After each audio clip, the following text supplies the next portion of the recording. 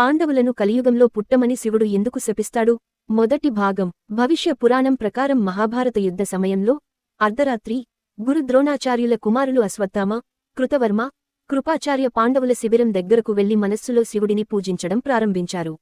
ఈ ముగ్గురిని పూజించినందుకు సంతోషించిన శివుడు ఈ ముగ్గురిని పాండవుల శిబిరంలోకి అనుమతించాడు. దీని తర్వాత అశ్వత్థామ పాండవుల శిబిరంలోకి ప్రవేశించి శివుని నుండి వరం పొందిన కత్తితో పాండవుల కుమారులందరినీ నిద్రలోనే చంపి నిశ్శబ్దంగా పాండవుల శిబిరాన్ని విడిచిపెట్టాడు. పాండవులు నిద్రిస్తున్న సమయంలో తమ కుమారులను ఎవరో చంపారని తెలుసుకున్న పాండవులు అజ్ఞానంతో శివుడిని దోషిగా భావించి శివునిపై యుద్ధానికి బయలుదేరారు. పాండవులు శివుడు ముఖాముఖికి వచ్చినప్పుడు పాండవులు యుద్ధం చేయడానికి వారి ముందుకు వచ్చారు. వారు శివునిపై దాడి చేయడానికి ప్రయత్నించినప్పుడు వారి ఆయుధాలన్నీ శివునిలో కలిసిపోయాయి. దీంతో కోపోద్రిక్తుడైన శివుడు మీరంతా శ్రీకృష్ణుని భక్తులే అని చెప్పాడు. కావున ఈ నేరము ఫలితాలు ఈ జన్మలో కాని కలియుగంలో కాని